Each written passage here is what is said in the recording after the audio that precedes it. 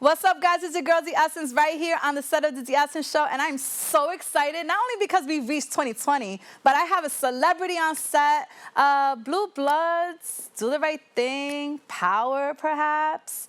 Yes, the actor Luis Antonio Ramos here for a one-to-one exclusive right here on the D'essence Show. You do not want to touch that down. If you do, you better get in line.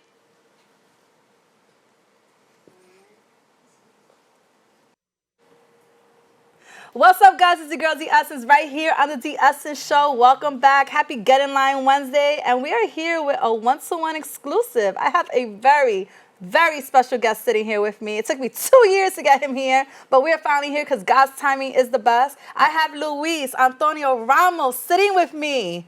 Yes. With the D'essence Show. Thank you. Yes. Welcome to the D'essence Show. Thank you, love. How are you? How you doing? I'm great. You look great. Thank you. Nice. You look like how I always remember you, and I was hoping you would come just that way. That's how I come. That's how I come. I understand I am Poppy a Cherry because this is your first time here. I've never been here. I came here once to do a film, but I never saw the studio. I never saw any of this. So it's nice. It's nice to be in here. Welcome. How you feeling? I'm good. You know, I'm alive. My father used to say, I was asking him, I said, Pop, how you doing? I'm still here. Did he say it angrily, or was he okay with it? If I hadn't talked to him for a while, it was angrily. Oh, okay. I'm still here. I'm muerto todavía. You know. So I've been seeing you on TV since I was a young girl, and I've been watching you since New York Undercover. Now, your resume is very extensive. And it's impressing. Oh, thanks. And you're Latino, and you're born and raised in the Bronx. Are you still living here? I came back to New York City in 2008. I was in LA.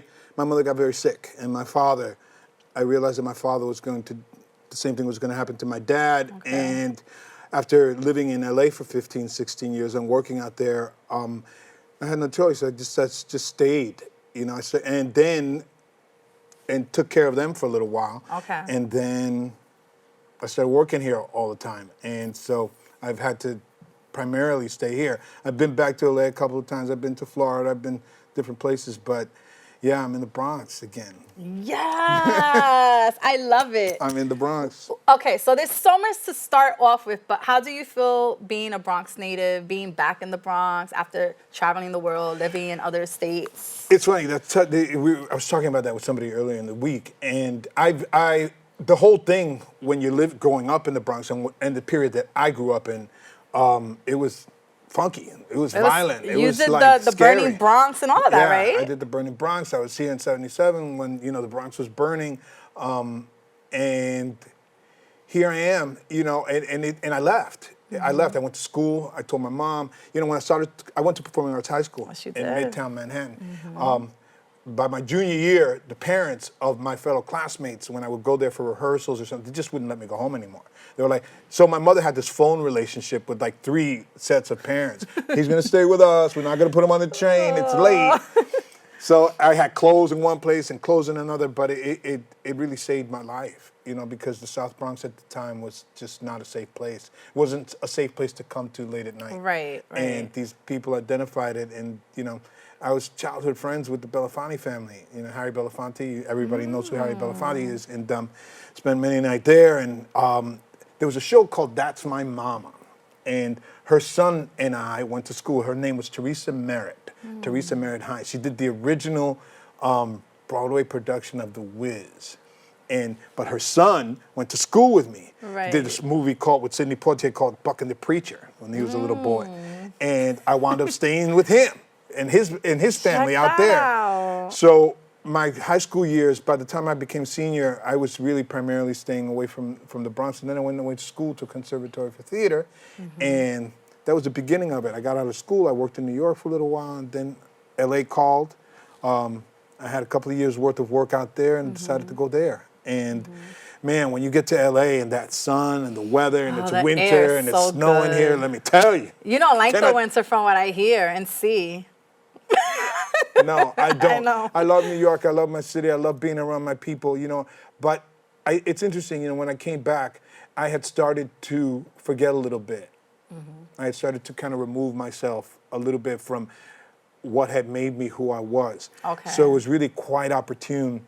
I had started coming back a lot after 9/11. Yep. I was here a lot after that. I had a girlfriend here that was worked at the with the NYPD. Okay. I had other people in my life that I was really concerned about, and my mother and my father were here, and I started missing them a lot. And by the time 2008 rolled around, there was no choice. I had to come back.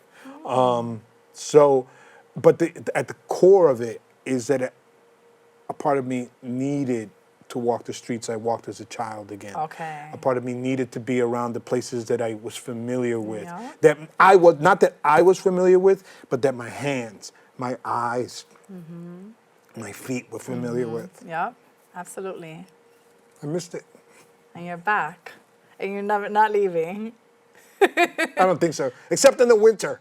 No, it's all right. I don't like the winter here. We'll get to the LA life really quickly, but just to show our viewers, you've been acting over 30 years. We went to theater, schooling, right? Yeah. We even did dance. Studied dance for 15 Jazz, years, jazz, modern. modern ballet, you know. Kind of how to move your body to Gonna be a little change. more animated Yeah. in your acting, which is pretty amazing. I had to change everything. I had to change how I spoke. I had to change what I read, what I looked at. I was already, at a young age, I was already curious about things. I had read the World Book Encyclopedia, which was our Really? internet. It was. You got to be of a certain age to understand what I that is. had a whole set. We had the set in my Yeah, house I miss too. those things. And I said, "Mommy, you got to get that." Oh, it was a great reference. It was. Now people just get on the phone and taka taka taka taka. It's so and they find true. everything. Absolutely. But back then, you had to do a little work. Yeah. So it was, yeah. What was the original question again? Where do we go? No, just letting the viewers know that you actually studied theater. You went to I said school theater. for it. You studied dance. I went to conservatory for theater. I studied dance. I studied speech, voice, movement. I mean, I yeah, studied it's amazing. combat. Which was swords and sword play. I played. Oh, so that's where you get the Lancelot, archery now from, huh? The archery comes I've been into checking play. you out. All of those things. So the actor's dilemma is to create depth. We start here. This is who we are. Now you have to create depth intellectually up here. You have to fill the library up here, and you have to fill the physical library. So you have to work both of those. A lot of people know I'm a cyclist. It's not about like being on the bike and looking at trees. It's really about the cycling thing is about opening up and keeping fit and ready, because our business, you never know when the work comes. Right. You never know when you're going to have to run down the street or climb over a fence or fight somebody, and you have to be physically ready to do that, mentally ready to do that. So that's the whole cycling thing, but because I can't be in a dance class all the time Right. at this point in my life. But you have to find some way to challenge all three of those, and to the nth degree, as much as you can. You can't, if your range is in here, Yeah. then that's it. That's all you got. And it took you about 5 years to get into the public theater? I It think took I me heard 5, you. yeah. It took me 5. I auditioned at the public theater for 5 years. For 5 years, man. And I just wanted to work with Joe Papp. It was the place. At that time, that was the place to be. If you were going to be an actor, you were going to be a New York actor, though you had to walk through those doors and walk into a dressing room and do a show there. Wow. And once I got in, then it was no nonstop. turning back. Yeah, there was no turning back. Once I got into the public theater, I was already working, but getting into the public theater was a whole nother game, because now people were going to come, and Joe Papp was, the papi, the godfather for so many actors. The Joe Papp Public Theater in New York City was the place to go. Wanda de Jesus went there, did a show there. Robert De Niro did a show there. Michael did a show there. This one did a show. Everybody has done some kind of. I saw a play there that included John Malkovich and Irene Worth and several other people, and Raul Julia. I saw Raul Julia. Wow. And Meryl Streep did Taming of the Shrew, and it started at the public theater. Look at that. It's And like, look at them now. Well, Raul's Raul's, passed on, right? may rest in peace, Yeah. Raul, hero. Yeah. Talk about not having many role models, but having that one was incredible. All right. So, where do you want to start? Do you want to start with the Do the Right Thing movement? Being that was in the 80s, Yeah. 89. That was very controversial. Spike Lee was like very controversial as well. People were uncomfortable with him and the way he directed and the way he portrayed because everything had to do with race, right? Right. So we played a part in that. And it became what it became. And we knew we were on the set. We were on the set for 10 weeks. Everybody. We had to be there was a call. The call time was for everybody. Okay. So if we had 8 o'clock call time, that means the whole cast had to be there. And the whole cast had to be there all day. That's pretty cool, though. Whole cast had to be there all day because he would get inspired. He'd go, Louis, I want you over here to cross the street and be in the background in this scene. So he kind of freestyled it a little bit? So he was doing a lot of stuff like that off the cuff, where you would see Danny Aiello in the background walking through the neighborhood, or he was in the pizzerias, people were walking by. So we were both principals and background players, because remember the film takes place in one day and one night. Right. Spike was just coming into his own at the time. This is the beginning of his really almost the beginning of his journey. Not quite, because she's Gotta Have It had been there. And how I wound up on Do the Right Thing is interesting. I was doing a film called Sea of Love in Toronto with Sam Jackson. And Sam Jackson and I are not big in the film. We're just in the beginning of the film. That's after Lucky 7 took place? Lucky 7 was after a couple of years, way down the road, okay. But me and him we did a movie called Sea of Love that was just before Do the Right Thing that same year. We were on the plane on the way back, and he goes, Louis, my friend's doing a movie. You want to do this movie with us? I said, where? It's gonna be in Brooklyn. And I'll set it up. Don't worry about it. I want you to meet him because we had gotten pretty tight. We had been up there a couple of weeks now. Me and Sam had been up there a couple of weeks. We were hanging out and having a jolly good time in Toronto. Oh, yeah. And he goes, my friend's doing this movie. I'm going to set up. So I set it up. I go to meet Spike. Boom, boom, boom. Done. Next thing I know, I'm on the set. No that whole audition, summer, no nothing? I'm on the set that summer. Wow. How old were we? In our 20s? Somewhere around there. Somewhere around there? You were trouble. Yeah. I see it in the face in that scene, too. What was your favorite thing about filming that still stays The favorite with you thing to was this to Do day? the Right Thing was, my favorite thing about Do the Right Thing was the fact that we already knew. We knew after about 2 weeks, we were there for 10 weeks. After about 2 weeks, we knew we were onto something really special. That this was not going to be, this is, I was with Ruby D and Ozzie Davis, man. Yeah. Ruby D and Ozzie Davis were there. Sam, Bill Nunn, may he rest in peace. Ozzie Davis, may he rest in peace. Martin. That's how I met Martin. That's how I wound up on Martin later down the road. But it was so sequential. Remember, like I told you, I met Sam doing Sea of Love, wound up on Do the Right Thing. It's about who you know and the relationships you build. The relationships you build, because you can know people and you don't want to work with them. Exactly. No, definitely. But it's, I wound up with these guys, and and a shout out to the Black community. The Black community the Black entertainment community has put more food on my table than any other group. I must tell you. And when you look back over that resume, you go, oh, wow, it's true.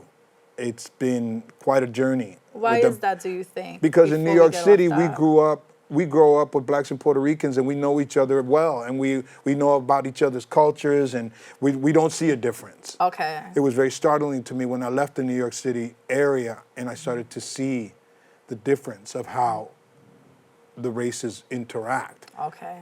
Some of my first girlfriends were Black women. It was the intermarriage between Blacks and Puerto Ricans was commonplace. Definitely. Has been commonplace since we came here. Yeah.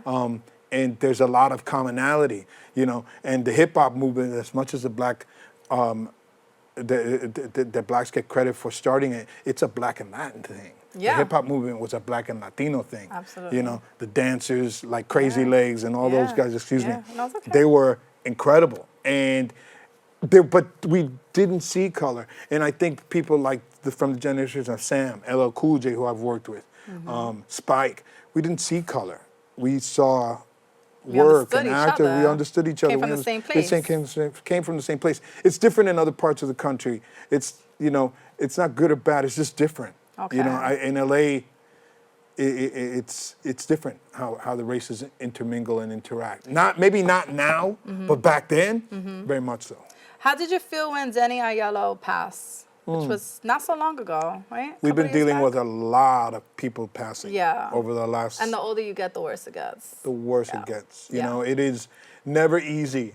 I saw him, we had a reunion thing at a beautiful theater in Brooklyn, a 30-year reunion, and I got to see him and talk with him then, and he was always the Don. He was always, you know, Donael. You know, he had a wonderful way of making you at home and comfortable with everybody, with yourself in his presence. I worked with his sons, Rick, you know, and others in his family. It's Danny was something special. Yeah. Special. And remember what he was doing in Do the Right Thing. Oh yeah, it's totally opposite. It must have killed him to play that role. Because he's not like that. Because he's so welcoming, but the pizza shop, he's like, get out of here, get out of here. And Danny was just, it was that whole Do the Right Thing experience was a coming of age for so many of us, for Martin, for Danny, for John Turturro, for Sam, for Spike.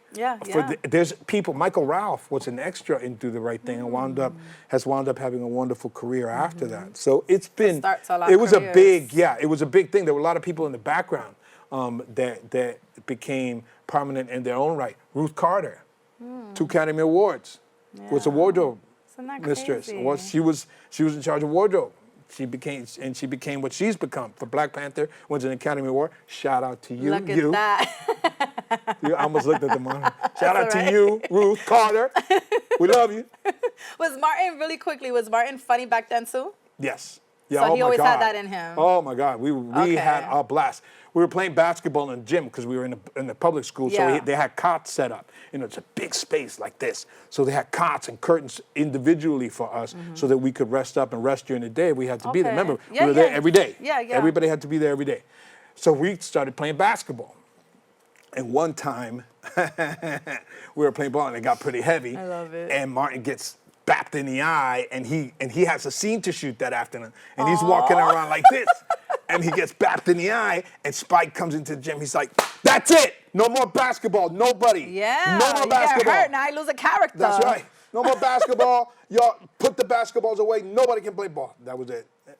But we had a good time for like 3 or 4 days. We had some heated games in that gym. Woo!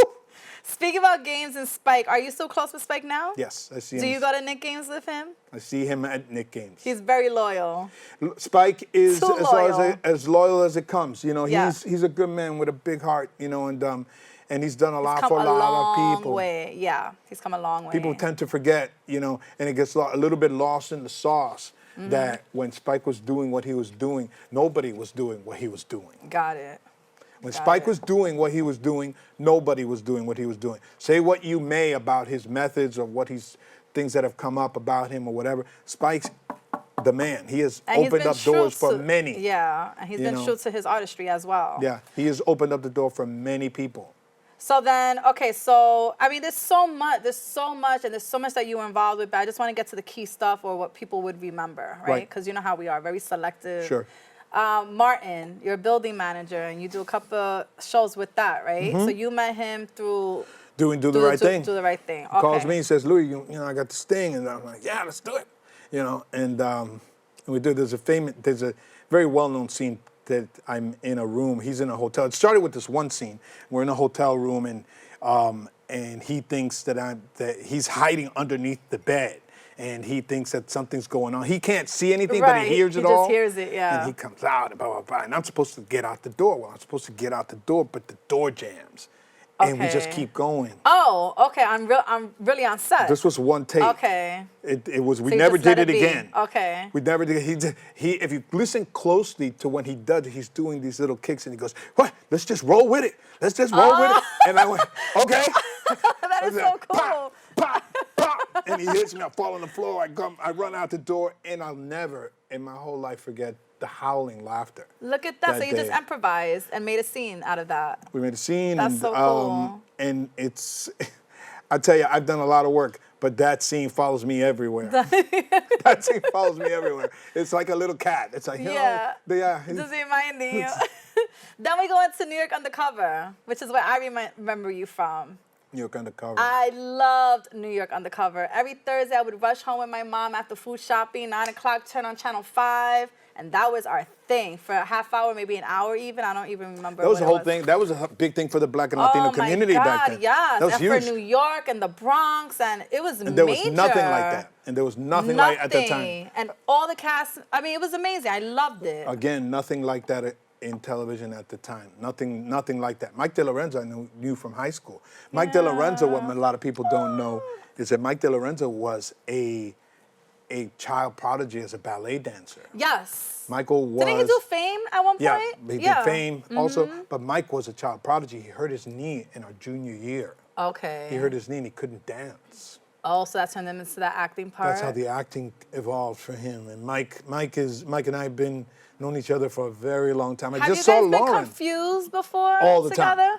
All I the figured time. that. I just let it roll. You know, I got tired of like fighting it. I was just, yeah, está bien, lo que tú digas. Oh, but my man was Malik, JC. Malik, people love Malik. Yeah, people love Malik. To this day. Yes, absolutely. It's good to, I've been involved in a lot of iconic stuff. Sure, You have. New York Undercover. You have. New York Undercover, NYPD Blue with Yes. Ricky Schroeder of all things. Like grilling me across the so table. much. Yeah. Do the right thing, you know. Friends, Mad About You, In the House with Cool J, CSI Miami, Blue Bloods now. We did Power for 3 seasons. Yep. And 11 pilots that never made it to the air. I've done 11 pilots, 3 of which made it to the air. Wow. Did a show with a guy named Brian Benben, another guy named Wendell Pierce, called, it was about knife. No, that was a knife. That's another show. I forget. They don't run into each other. You know, it's just. Yeah. I've been around a long time, so Yeah. it's the Brian Benben show was a newscast show that was on CBS. It was on the air for a couple of seasons. I mean, for a couple of episodes. How are we getting into primetime shows? How did that all start? I mean, to be on CBS as a Latino on a Friday night, whatever night it is, that's a huge deal. It's an evolution. I think it's an evolution over time. And you know, when I just did another show for Netflix called Hollyhock, which will start airing in February.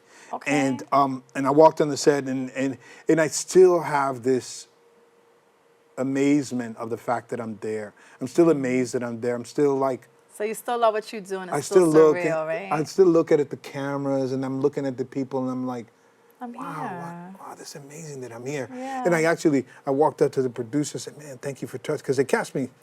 They said, Yeah. get Luis Antonio Ramos. And I walked up to them and I thanked them and they said, oh no, Mr. Ramos, we're grateful you're here. I was like, está bien, okay. I'll take it. All right. I forget.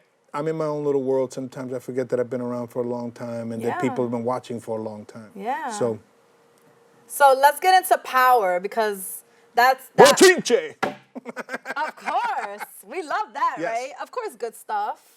3 seasons. What Power did for me personally was that it You want to explain your character a little bit? I played Ruiz. You were a central character on there, right? Right. For the first 3 seasons, I played Ruiz, who many Amazing. people confused with being a drug dealer. He wasn't a drug dealer. He was actually Omari's ghost muscle. He was a gun runner, and he was who Omari went to when he needed help.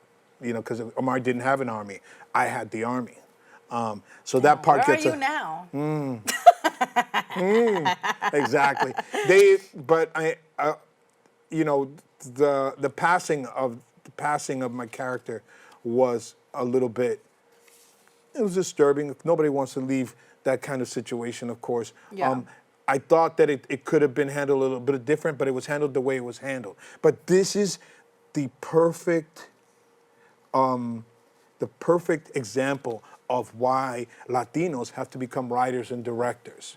Because we have to run the narrative. And we're not doing that. And we're not doing that. We're not doing participating, that. we're in it, but we're not running the narrative a lot of the time. There are other shows, you know, there's a couple of shows on Netflix, there's a couple of where Latinos are in producing power. Right. That was the lesson. The lesson is you have to be in charge of the narrative.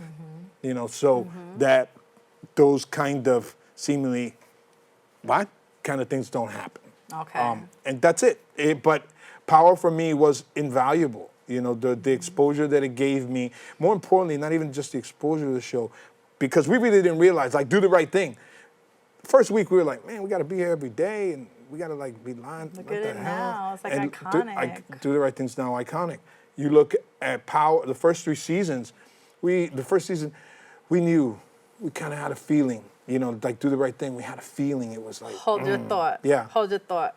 We're going to take a quick break. We're here with Luis Antonio Ramos, and we have a one-to-one going on, so I hope you guys come on back right here on the D'essence Show.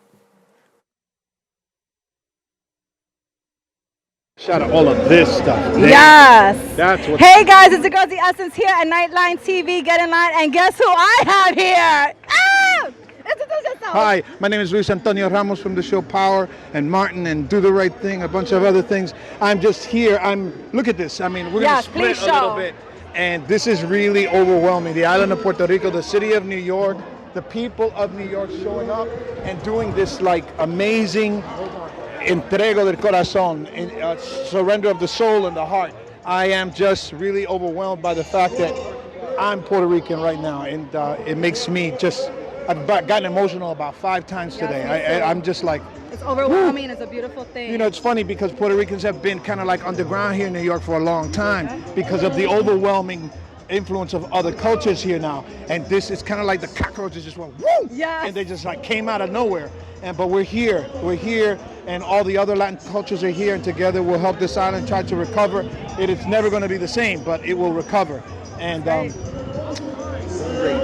one race, one people, one understanding about what it is to overcome. We hope that you guys do what you can. There are plenty of places to donate. I'm not going to go into all of those. Look online, find them. Every day. Go look. If you can't be in a place, you can't physically bring something, give something. If you can't physically bring something, give something. Right. All right? You have family here? I have family in Puerto Rico that I have yet to speak to. Okay. I have family here in New York, but I have family in Puerto Rico that I have yet to speak to. They're in very rural areas down in the southwest corner, so I pray that they're okay. They don't have internet and like Wi-Fi hotspots down there. Right. What they have is to be able to commute horns and like yelling from the balcony. And they may not even have that now. So we'll see. We'll find out soon, I'm sure. So God bless you all and take care. So much. Thank you. Yes, thank you for being here. Absolutely. Yes, mwah. Thank you. Pleasure. The next move. I try to see as much, support them as much as I can. And we're back. Sorry, we have some behind the scenes talk. But we're back with the one-to-one exclusive right here with Luis Antonio Ramos, the actor from Do the Right Thing, Power, CSI Miami, Martin, Mad About You, Blue Bloods. The list could go. Say I haven't even said anything else, but you know, I just want to remind people where they see that face because we've been seeing you for years. Yeah. And I've never thought in my wildest dream that you would be sitting here with me. So it's a compliment and it's a privilege and it's an honor Gracias. to have you here as a fellow Latino in this business. So now I can speak to you about things. Yeah. You know, we've absolutely. had conversations in the past about Puerto Rico over the phone. We've had conversations about the Bronx. You know, so I want to get to all of that. We don't have a lot of time, so I'm going to, if I feel like if I'm rushing, I'm not. I just want to get everything in. Do you ever, okay, so Power, you never thought it would be what it is, but it is now. For the last 6 years, I should say. We didn't think it was going to be right away, and we weren't certain how it would be received. I remember me and Amari and Joseph walking into that premiere, the first one, and just kind of like, wow. You know. And Ghost is amazing on this. People love Ghost's character. And the funny thing is, He's originally, vicious and sexy at the same time. Yeah, Like, it's just crazy. originally they fought them. You know, the network Yeah. fought the production company on the whole Omari Hardwick to play Ghost, and he is more than lived up to Oh, yeah. it. He has embodied it. He is Ghost. Yeah. I think that's what really happened and why the show became so powerful, because we all embodied the things that we did. Yeah. Joseph became Tommy's Tommy. I outrageous. became Ruiz. Yeah. I still to this always have people yell Ruiz in the street, you know, from cars. It's just kind of like, I could wow. imagine when you wear the hat and maybe smoke a cigar. I don't know if you smoke a cigar or not, but all the time.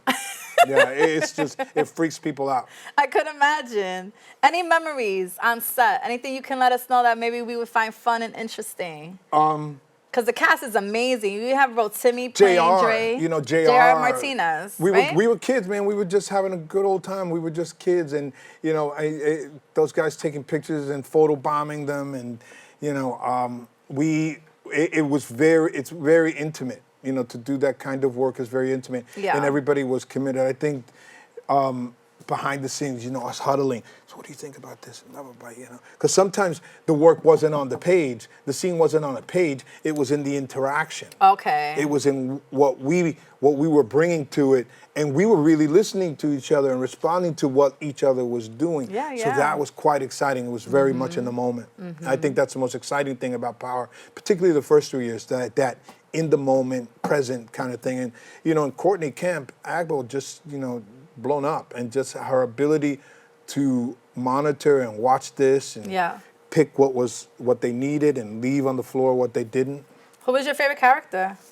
All of them were. That would be, you know, Angela Val. You know, she actually played my girlfriend in the show called. Oh, so you've worked with her before? Yeah, I'd worked with her before. It's very, you know, I'm at the point in my career where it's very rare that I don't walk onto a set or a stage and I haven't already worked with somebody. Okay. It's really. That's where we are now. Yeah, that's where we are. We're at the point where I've been around long enough that I've worked with a lot of people. So you would say she was your favorite co-star?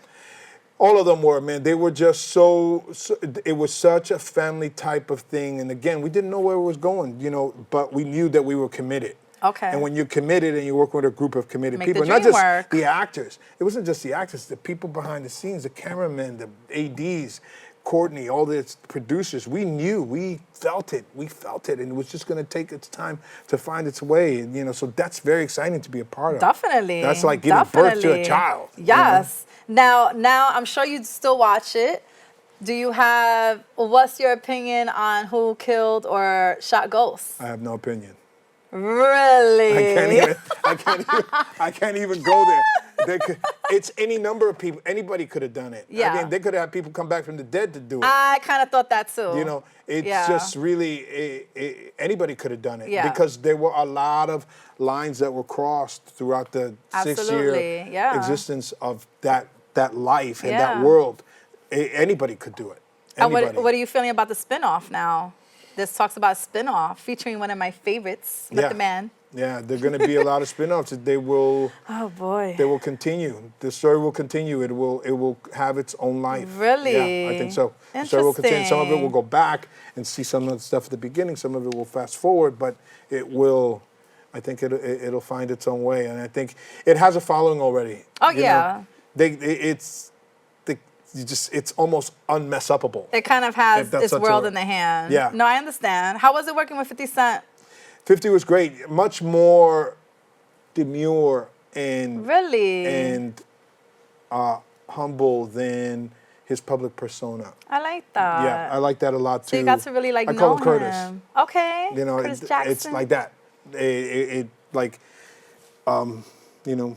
That's how we spoke to each other. How did you even get involved with the whole Power 50 Cent movement? Was that through a mutual friend too? I was doing a show in Toronto called Lucky 7. Okay. And Lucky 7 got canceled. We had done 10 episodes. 3 of them aired on ABC.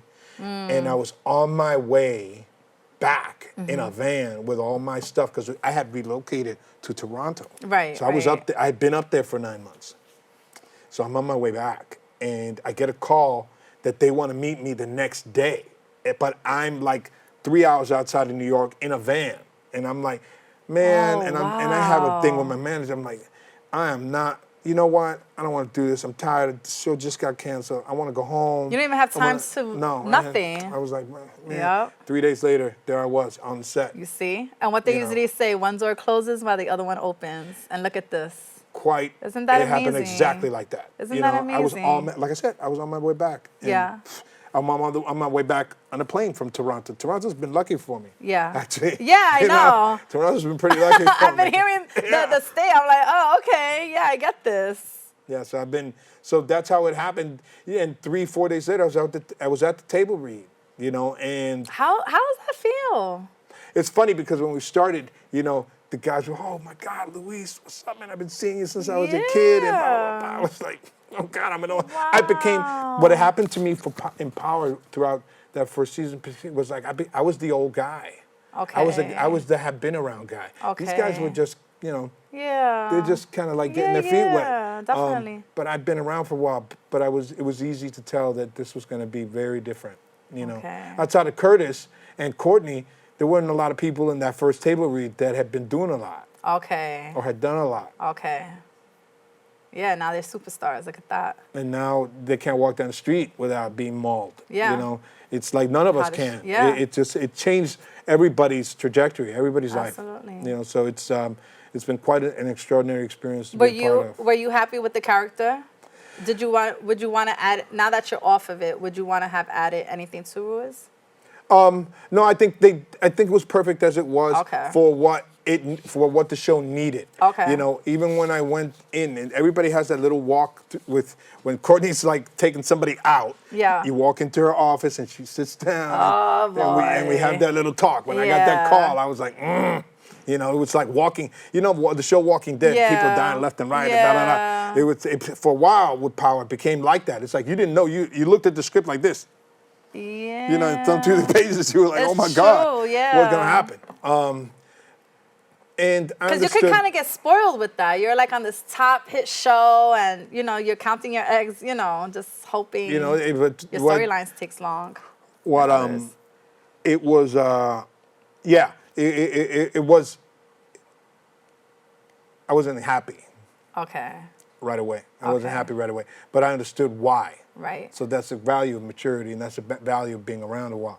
I knew the storyline. I knew where it was going. And you had a pretty good run with it, considering. I had a good run, Yeah. and it helped me in 1,000 ways that are innumerable. Any plans for you to come on back? I would love that. Talking about people coming from the dead. That would be awesome. If they could bring back Jon Snow.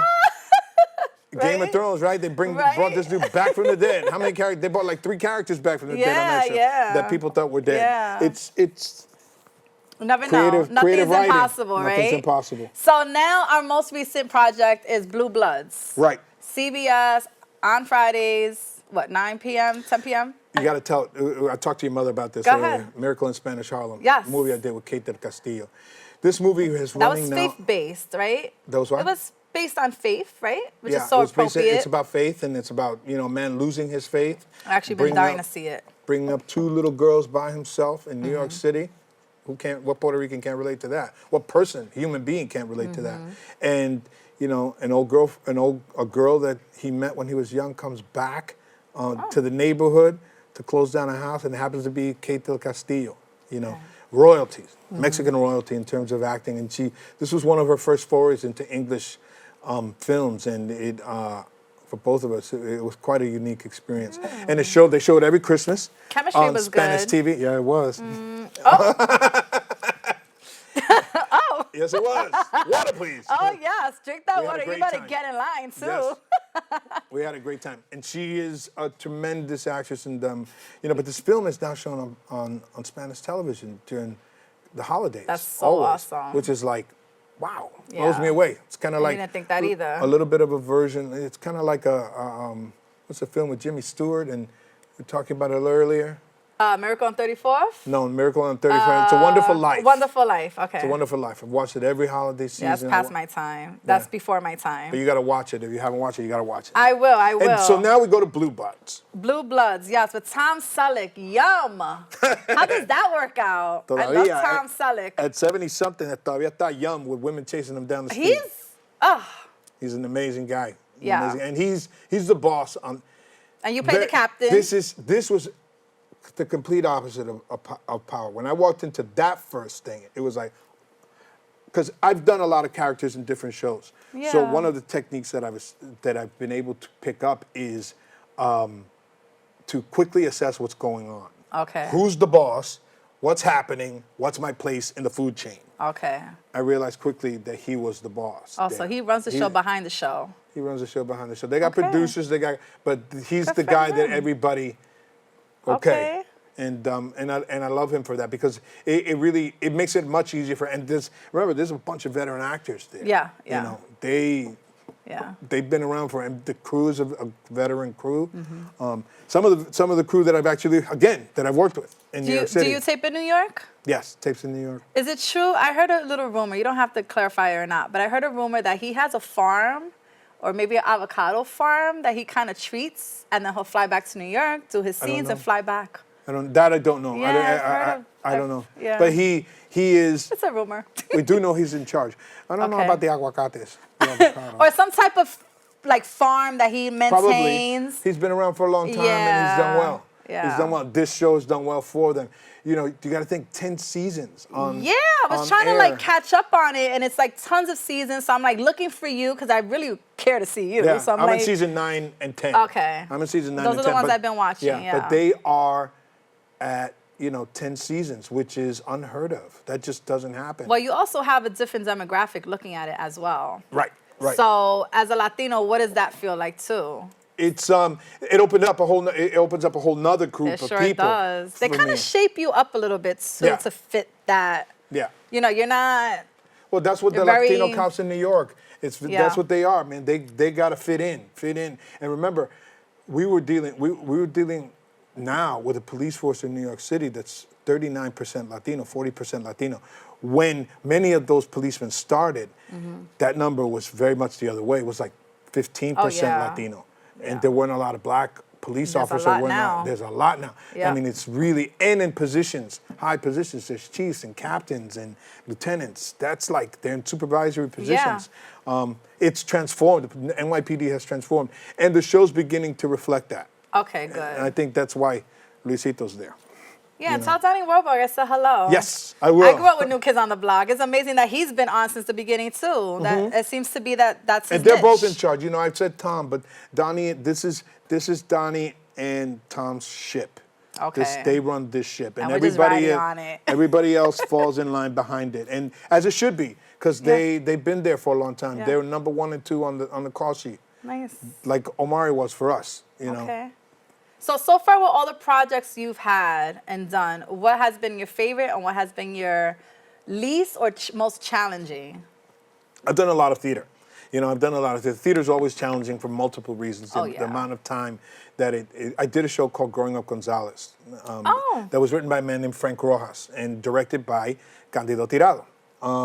We did this show at a theater up in East Harlem that used to be an old vaudeville theater, sat 130 people.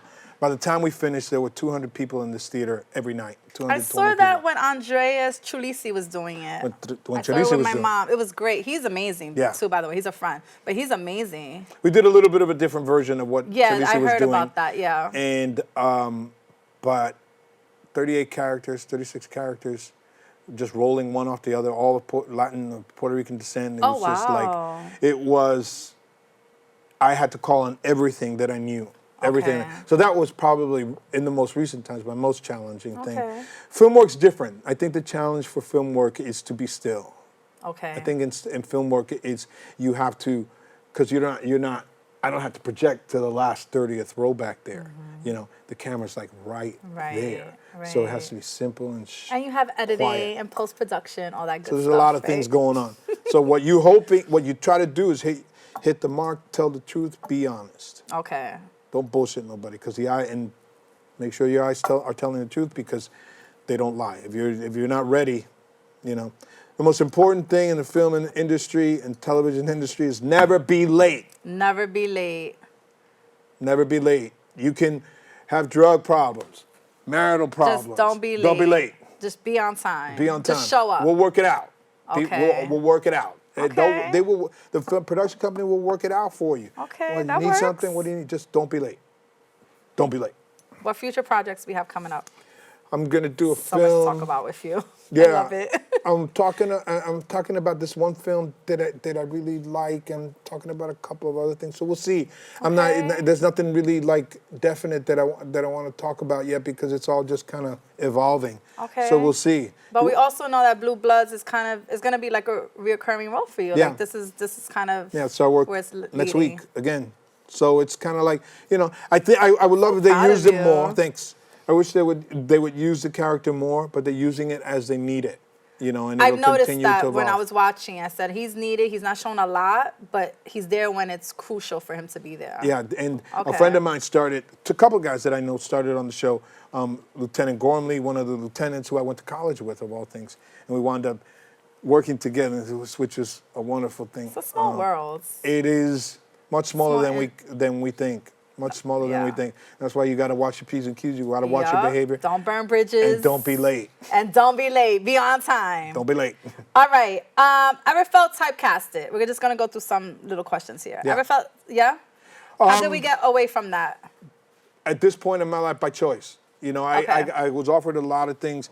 I was offered a couple of things to do after Power, and I had to say no. You know, because for me, Power was the apex of playing those type of characters, which I've done many of. You know, I did a Okay. film called The Ministers with a childhood friend, directing Frank Reyes and John Leguizamo. It was great, but you know, for me, Power was the apex of that. So if Okay. I'm gonna do that kind of character again, it has to be worth it. It has to be in something that holds depth and weight. I hadn't seen anything like that yet, so Okay. we'll see. You know, Okay. so it's a choice. You get typecast if you want to. Any film that you went for and didn't get? Platoon. Really? Old school met- Platoon? I met with Oliver Stone in New York City, and it was almost certain that I was going. How do you reach these people? And I was sitting with him at a restaurant, and not a restaurant, a place. I went to meet him, and I was almost certain that I was going to be part of that film. Oh, don't you hate that And feeling? Then they diminished the character, and they were shooting in the Philippines, and a Philippine guy played him, but it was a very small type of Right. role that was not prominent within the group of the film. And I was but I was heartbroken because it was like done deal. I was like, Yeah. I was Like, I'm ready. Bags ready to packed. go. I'm ready to go. Yeah. And it didn't happen. And I have about 20 stories like that of like different projects and things that didn't go the way I would have liked. I told you earlier, I've done 11 pilots, 3 of which have made it on the air. Goodness. It's like 11 pilots. So, you know, there's all this excitement, there's all this buildup.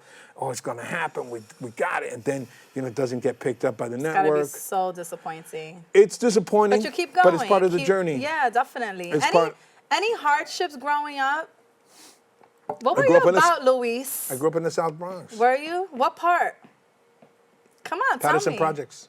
Really? I grew up in Patterson Projects. I was a kid, you know, I was doing what some kids did during that time to make money, and my life was heading in another direction. I was part of the drama club loosely. My English teacher, Mr. Caballero, had attended Performing Arts High School, and they had auditions for Performing Arts High School, the school that famous about, as you know, and I got a brown bag, and 2 tokens. At the time, we got tokens to get there and back. It was a field trip. I go in, I go through the audition process, and I get in. Surprisingly. I get in. No, I get in. They accepted 62 students wow. into the theater department from about 3,500 that auditioned around the city.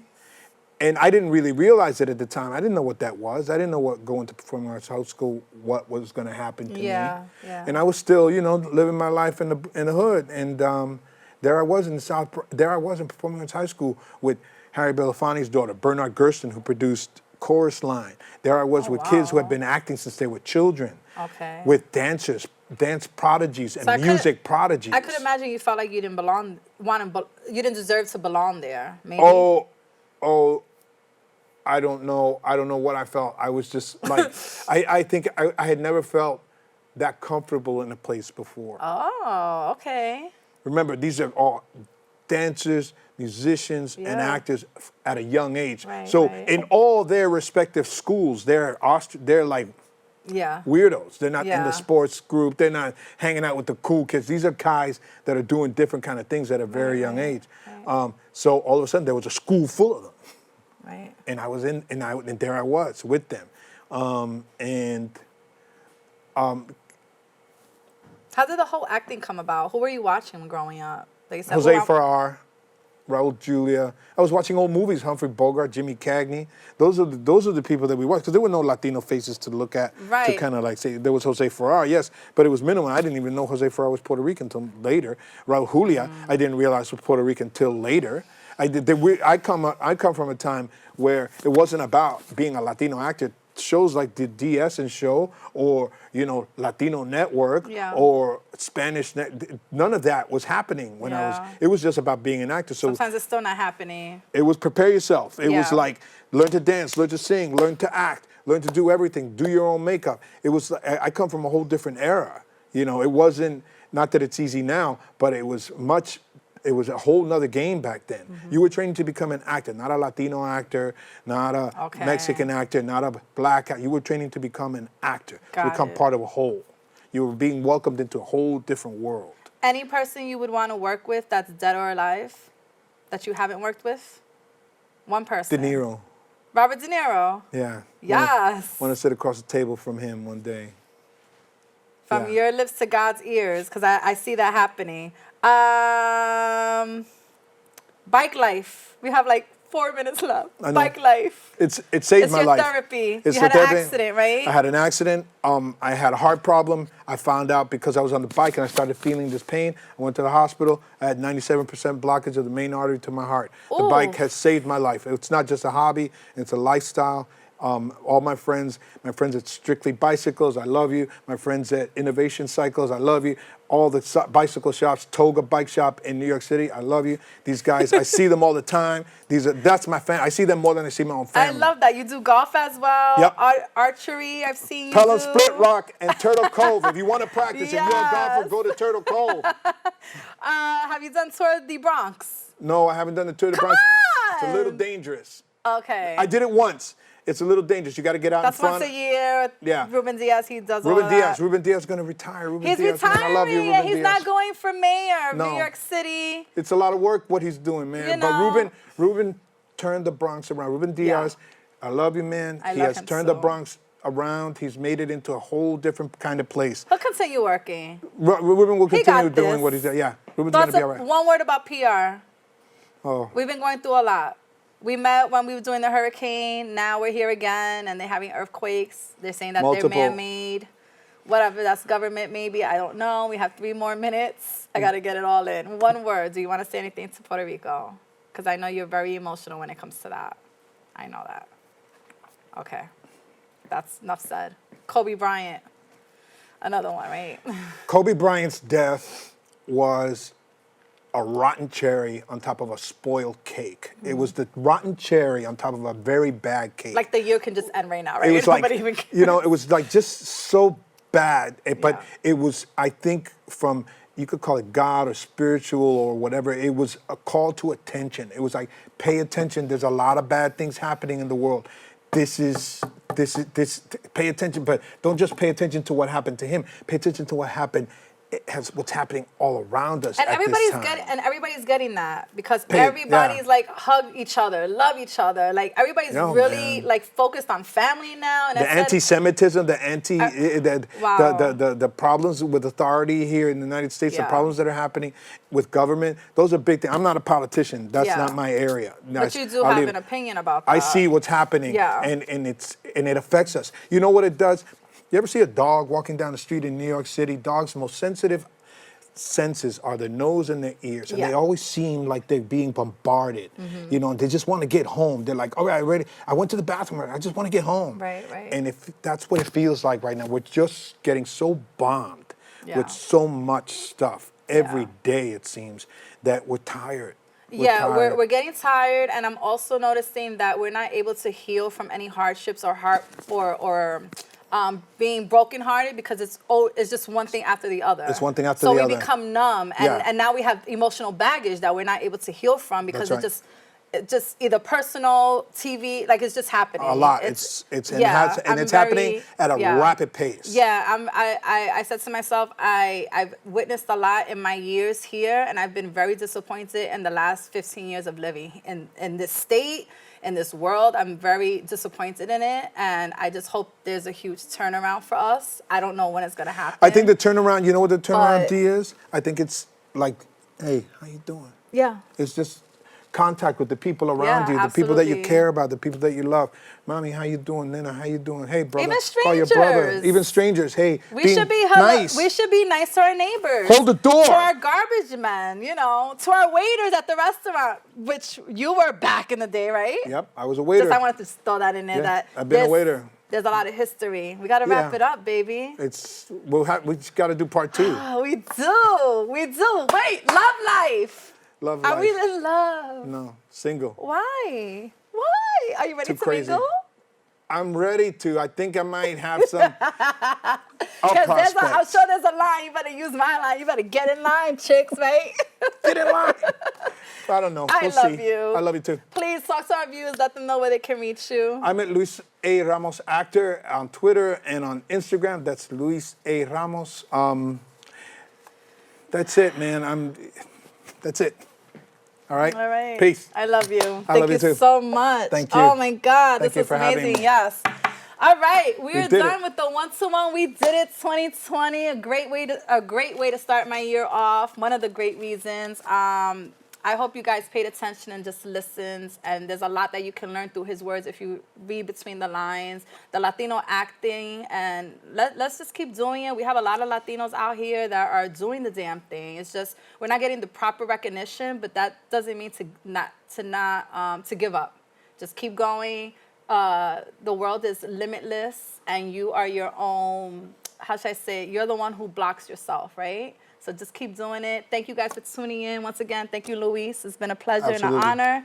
And yeah, you guys better get in line and tune in for next week. Real quick, you did want to say hello to a friend from, I know we're going over, real quick. No. It's okay. It's Sally Dealey. I'm going to do some things. We're going to start to sell some of these things. All the profits are going to go to Puerto Rico relief. Necklaces for women. These are handmade. These are handmade things. I was looking at the monitor. These are handmade things. These are necklaces for las mujeres. And my friend Sally Dealey, I'm going to talk about it she's at Sally Dealey at yahoo.com. This is her card. Reach out, guys. It all goes to PR. But it's all going to go to Puerto Rico. Yes. I'll talk about it on my Instagram and on my Twitter post, but that's my little thing that I'm going to do. All right? And I look forward to seeing you on TV all the time. Absolutely. Yes. All right. All right. Thank you. Suave. When I finally pull this out, you are going to love me. Okay. I'm wiggling it. Oh, I feel it. Okay. I feel it. Here we go. Oh, yes. All right. Yeah. Oh, yes. Oh, yes. Woo! That is just what I needed. Yes. Thank you so much. What am I doing here? What are you doing here, Gina? You and Tony Montana. What the hell is going on here? Look here, partner. Go on about your business, okay? I don't blame you, man. You was just being a man, okay? I got no beef with you, bro. You got the wrong idea, my friend. Hold on, wait a minute. So, why do you want to work at Mando Mart? Well, I don't. But I've been everywhere, and nobody else is hiring, and I really need to get a job today. I suppose that's the wrong answer. No, that's how we get most of our people. See, there's a little... Hi, Luis Antonio Ramos here. I'm on the D'essence Show. Get in line.